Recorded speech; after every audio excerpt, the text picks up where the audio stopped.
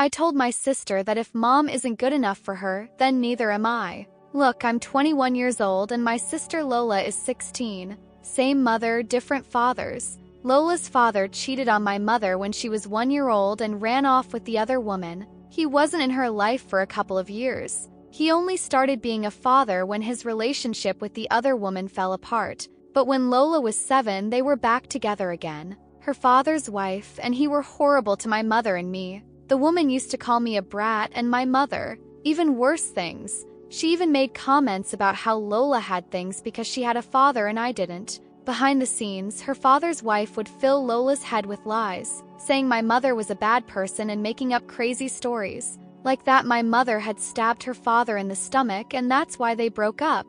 Or that my mother had stopped her from traveling with her father and his wife, who wanted to take her all over the world but my mother had said no. Lola was completely spoiled by her father's wife and believed she was the best person in the world. My mother brought all of this up in court and even had a therapist testify for Lola. But Lola never admitted what her father's wife had told her. She told me, but that wasn't valid as evidence. So, in court, my mother couldn't do anything. They warned Lola's father and his wife that parental alienation was serious, but nothing happened. After the trial, her father's wife treated us even worse. And Lola got even closer to her and started treating my mother like trash. It all ended with Lola saying in court that she wanted to live with her father and never with my mother. The judge let Lola choose. She said my mother wasn't good enough to be her mother and that her father's wife had shown her what a real mother does for her children. But she still wanted to have a relationship with me. She called me, invited me to hang out,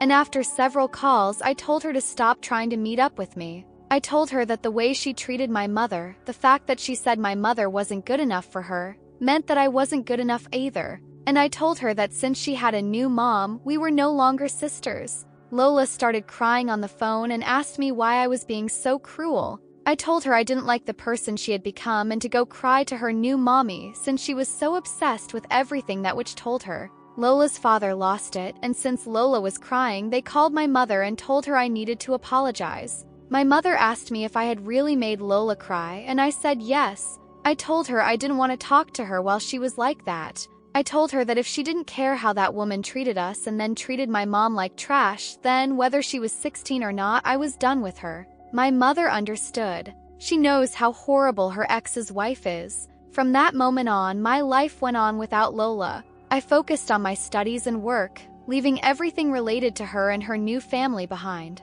However, as the years passed, I occasionally heard rumors that things weren't going as well for her as she thought. One day, when I was 23, I got an unexpected message. It was Lola. She was asking me to please talk to her. I ignored it. Then she called me. In the end, out of curiosity, I answered. Her voice sounded different, weaker. She told me she needed to see me, that there were many things she wanted to explain. I told her I had nothing to say to her, but she insisted. Finally, I agreed to meet her at a nearby cafe. When I arrived, I saw her sitting at a table in the back, her head down. When she looked up, I noticed her eyes were swollen. Without any preamble, she said, "You were right. All this time. You were right." She told me that her new mom had turned out to be a much worse person than she had imagined. That when she stopped being an easily controlled child, things changed. She spoke of insults, unfair punishments, and how her father never defended her. Now that she was 18, she wanted to leave, but she didn't know how. She asked me for help. I stayed silent for a moment. So many years of contempt, of pain, and now she wanted me to help her. But I also saw the little girl who had once been my sister, the one I had loved before she was manipulated. I sighed and told her there was a long road ahead, that if she wanted to regain something of what she had lost, she was going to have to work hard. She nodded, and for the first time in years, I felt that maybe, just maybe, there could be a future where we didn't have to be strangers. But this was only the beginning of a much more complicated story. Cafe was almost empty at that time of the afternoon. Only the murmur of a couple in the corner and the sound of the coffee machine working behind the counter could be heard. Lola held her cup with both hands, as if the warmth of the coffee was the only thing keeping her stable. I didn't know what to say. The words were stuck in my throat, not because I had nothing to express, but because I wasn't sure if I wanted to. "I don't expect you to forgive me," she finally said, breaking the silence. I crossed my arms and raised an eyebrow. It was the first time she had said something that sounded truly sincere. I had imagined this conversation so many times, but in my thoughts it was always different. In my versions, I yelled at her, threw everything she had done in her face, and then walked away, leaving her with the same feeling of abandonment that I had felt. But now that she was in front of me, her voice trembling and her eyes fixed on the table, I couldn't do it. "Then what do you expect?" I asked, trying to keep my composure. Lola took a deep breath and let out a shaky sigh. "I don't know," she admitted. "I guess I just needed to see you, to try to talk to you and fix whatever can be fixed." I held back a laugh. Fix whatever can be fixed? It was too late for that, or at least that's what I thought. But something in her tone made me stay at the table instead of getting up and leaving. "It's not going to be that easy," I warned. "You can't just show up after years and expect everything to be fine." She nodded slowly. "I know," she said, "but I also don't have anyone else to turn to." That hit me in a way I didn't expect. The girl who once despised me, who erased my mother from her life as if she had never existed, was now here, saying she had no one. I was torn between the satisfaction of seeing how reality had turned the tables on her and the urge to help her. "You said you wanted to leave," I finally said. "What exactly do you mean?" Lola lowered her gaze and fidgeted with the napkin between her fingers. "It's not just that my father's wife is horrible," she started saying. "It's that he's changed too. He's not the same person I grew up with. When I was a kid, at least he tried to be present, but now he only cares about his wife. Everything she says is law in the house. And if I try to contradict her, he ignores me. He doesn't defend me. He doesn't care what happens to me." I listened without saying anything. Lola spoke with a tired voice, as if she was exhausted from repeating the same thing in her head. "They don't let me work or study what I want," she continued. "They want me to do what's convenient for them. And if I try to leave, they tell me I have no way to support myself. They want me to do what's convenient for them. And if I try to leave, they tell me I have no way to support myself. They say I'm ungrateful, that after everything they've done for me, I'm acting like an ingrate." There was a long silence. I wondered if this was her karma, if everything she had done was coming back to her. But I also knew what it felt like to be trapped in a situation you didn't choose, manipulated by someone who should have protected you. "I can't promise you anything," I said firmly. "I don't know if I want to have you back in my life, but if you really want to get out of that house, there are options." Lola looked up, and for an instant I saw the little girl she used to be before everything fell apart. "Tell me what they are," she whispered. I sighed and ran a hand through my hair. I couldn't just say, "Do this," and expect everything to work out. It was going to be a long process. But if she was truly determined, maybe I could help her find a way. "You're 18, I reminded her. "Legally, they can say whatever they want, but they don't have control over you anymore. If you get a job, even a temporary one, you could start saving. I can help you look for something."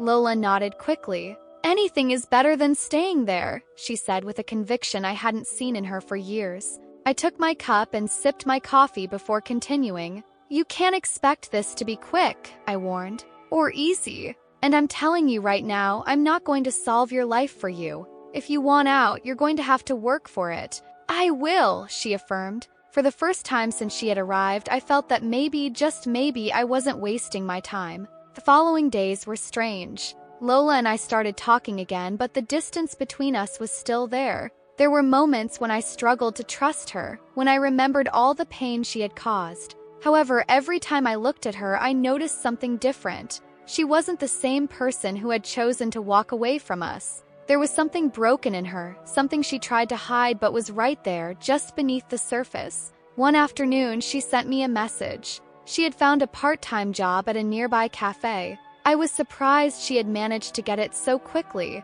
I wasn't sure if it was a sign of her determination or simply the desperation to get out of that house. Till I decided to support her. I knew a first job wouldn't solve all her problems, but it was a step, a first attempt at independence. When we met after her first shift, she looked different. She seemed exhausted but also calmer. We sat on a bench in the park, and for the first time in a long time, we talked without resentment. She told me about her day, about how they treated her at work, and how it felt to earn her own money. "It's not much," she admitted, "but it feels good, knowing I'm doing something for myself." I nodded silently.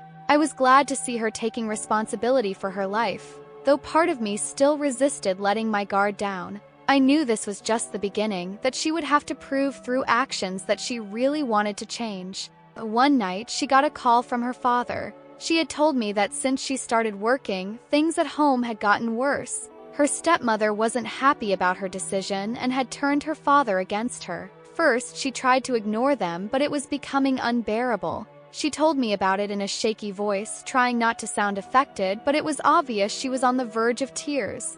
They said that if I keep doing this, they're going to kick me out, she confessed. That if I want to play at being an adult, then I have to do it without their help. I tensed up at those words. I knew something like this could happen eventually, but I didn't expect it to be so soon. Lola wasn't prepared for this. She hadn't had time to save money or find a place to go. "What are you going to do?"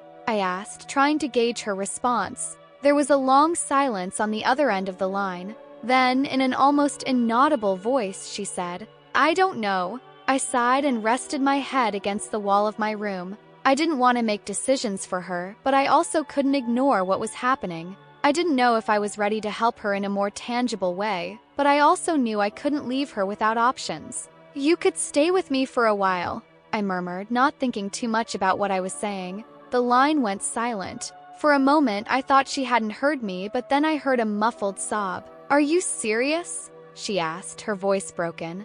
I shifted in bed, uncomfortable with what I was about to do. "It's not permanent," I warned. "It's temporary, until you find something stable." Lola didn't respond immediately. She seemed hesitant, as if she was afraid to accept my offer. Finally, she let out a shaky sigh and said, "Thank you." We hung up shortly after, but I stayed awake for a while, thinking about what I had just done. I wasn't sure if it was the best decision, but something in me told me that even though I didn't completely trust her, I couldn't leave her alone. The next day, Lola arrived with a small suitcase and an uncertain expression on her face. I realized she was nervous. It was strange to see her like that, so different from the girl who once thought she had control over everything. "It's a small place," I told her, gesturing to the apartment. "Don't get too comfortable." She gave a weak smile and nodded. The first few days were tense. There were awkward silences, fleeting glances, and the constant feeling that we were both waiting for the other to speak first.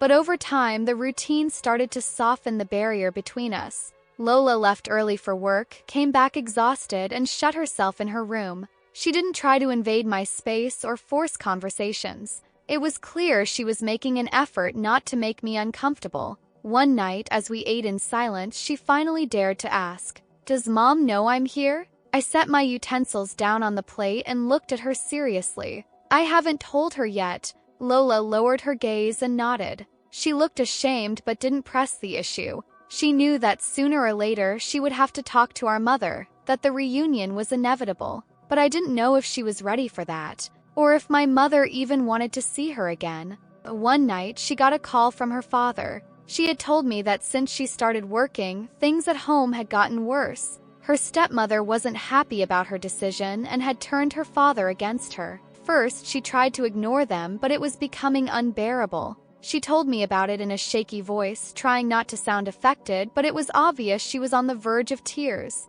"They said that if I keep doing this, they're going to kick me out," she confessed. "That if I want to play at being an adult, then I have to do it without their help." I tensed up at those words. I knew something like this could happen eventually, but I didn't expect it to be so soon. Lola wasn't prepared for this. She hadn't had time to save money or find a place to go. "What are you going to do?" I asked, trying to gauge her response. There was a long silence on the other end of the line. Then, in an almost inaudible voice, she said, "I don't know." I sighed and rested my head against the wall of my room. I didn't want to make decisions for her, but I also couldn't ignore what was happening. I didn't know if I was ready to help her in a more tangible way, but I also knew I couldn't leave her without options. "You could stay with me for a while," I murmured, not thinking too much about what I was saying. The line went silent. For a moment, I thought she hadn't heard me, but then I heard a muffled sob. "Are you serious?" she asked, her voice broken. I shifted in bed, uncomfortable with what I was about to do. "It's not permanent," I warned. "It's temporary, until you find something stable." Lola didn't respond immediately. She seemed hesitant, as if she was afraid to accept my offer. Finally, she let out a shaky sigh and said, "Thank you." We hung up shortly after, but I stayed awake for a while, thinking about what I had just done. I wasn't sure if it was the best decision, but something in me told me that even though I didn't completely trust her, I couldn't leave her alone. The next day, Lola arrived with a small suitcase and an uncertain expression on her face. I realized she was nervous. It was strange to see her like that, so different from the girl who once thought she had control over everything. "It's a small place," I told her, gesturing to the apartment. "Don't get too comfortable." She gave a weak smile and nodded. The first few days were tense. There were awkward silences, fleeting glances, and the constant feeling that we were both waiting for the other to speak first. But over time, the routine started to soften the barrier between us. Lola left early for work, came back exhausted, and shut herself in her room. She didn't try to invade my space or force conversations. It was clear she was making an effort not to make me uncomfortable. One night, as we ate in silence, she finally dared to ask, "Does Mom know I'm here?" I set my utensils down on the plate and looked at her seriously. "I haven't told her yet." Lola lowered her gaze and nodded. She looked ashamed but didn't press the issue. She knew that sooner or later she would have to talk to our mother, that the reunion was inevitable. But I didn't know if she was ready for that, or if my mother even wanted to see her again. Drag and drop your files or type, paste, and edit text here. Natural Reader is a professional text-to-speech program that converts any written text into spoken words. We have both free and paid subscriptions to our applications to meet different users' needs on different budgets. Our Plus subscription includes exclusive features and the use of Plus and LLM Voices, our newest and most advanced voices.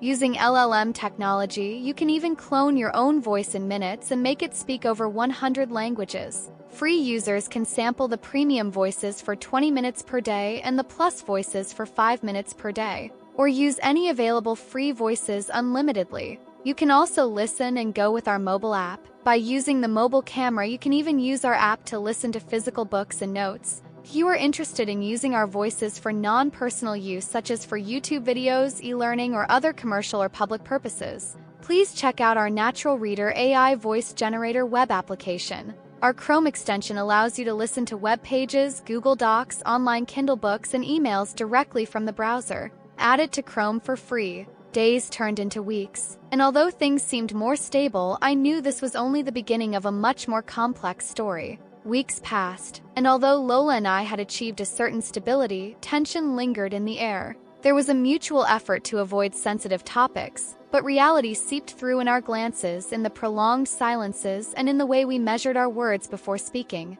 Lola had changed. I didn't know if it was maturity or simply the consequence of everything she had been through, but she was no longer the same girl who had once fiercely defended her stepmother. Now she avoided talking about her, though sometimes I noticed her lost in thought, as if she was reliving moments from the past. One night, while we were having dinner, she finally decided to say it out loud. "I didn't realize what was happening until it was too late," she confessed, without looking at me. "I thought she loved me, that she really cared about me." I stayed silent. I didn't want to interrupt her. I knew how difficult it must have been for her to admit it. She always told me that my mother wasn't enough, that you and her didn't really love me, that everything she did was for my own good, and I believed her. I clenched my jaw. I had been expecting this conversation, but hearing it out loud stirred up things I had tried to bury. "I don't blame you," I finally said. "You were just a child." Lola let out a bitter laugh. "But that doesn't change the damage I caused." I sighed and played with the leftover food on my plate. "No, it doesn't," I admitted. "But what you do from now on does matter." For the first time in a long while, Lola truly smiled. It wasn't a smile of happiness, but one of relief. Things didn't get fixed overnight, but the barrier between us started to crumble little by little. Lola continued working, trying to save enough money to become completely independent, and although living together was sometimes complicated, it was clear that we were both making an effort. But I knew there was still one conversation left to have. My mother still didn't know that Lola was living with me. One afternoon, after thinking about it too much, I decided to call her. I sat on my bed, holding my phone, trying to find the right way to explain it. When my mother answered, her voice sounded tired but warm, as always. Reconciliation would be long and complicated, but at least there was a starting point. That night, when Lola came home from work, I found her sitting in the living room, staring into nothing. "Mom knows now," I said bluntly. She blinked and sat up straight. "And what did she say?" "That she's not ready to see you, but she wants to think about the possibility." Lola nodded slowly. She didn't look surprised, but her expression was a mix of relief and fear. "I understand," she whispered. "I don't expect her to forgive me right away." I sat next to her, and for a moment, neither of us said anything. The house was silent, except for the ticking of the clock on the wall. "This is going to take time," I warned her. "And there's no guarantee that everything will turn out okay." Lola looked at me seriously and nodded. "I know, but I'm willing to try." For the first time, I felt that maybe it wasn't impossible. Time brought inevitable changes. Lola and I had built a stable coexistence, but we couldn't stay stuck in the same place. Every day was a reminder that this situation couldn't be permanent, and she knew it. Despite her doubts and fears, she kept saving and looking for a place of her own. It wasn't easy, but she was determined to move forward. One day, after coming home from work, she sat next to me on the couch and let out a deep sigh. "I found an apartment," she announced, with a mix of excitement and nervousness. I turned to look at her in surprise. I hadn't expected the news so soon. "Really?" I asked, trying to read her expression. Lola nodded. "It's not big, but it's within my budget. If everything goes well, I can move next week." Took me a few seconds to process it. We had come a long and complicated way, and even though I knew this had to happen eventually, the idea of her finally leaving caught me off guard. Still, I nodded and gave her a smile. "I'm happy for you." Lola smiled back, but there was a hint of nostalgia in her expression. Despite everything we had been through, going our separate ways meant closing a chapter. It wasn't easy. The days passed quickly. Lola got all the necessary paperwork, signed the lease, and started packing her things. The night before her move, I made dinner and we sat together to eat, just like we had many times before.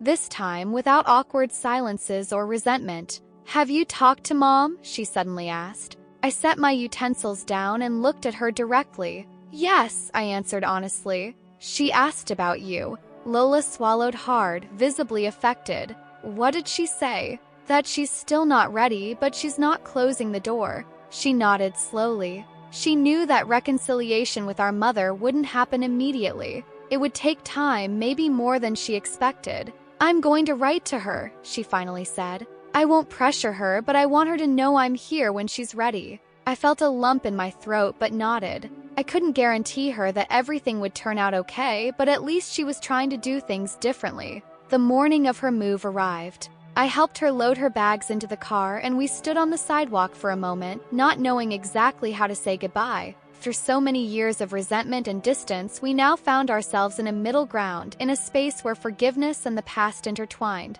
"Thank you for everything," Lola murmured, hugging me tightly. For an instant, I saw the sister I had lost years ago, the little girl who had once been my accomplice before she was manipulated.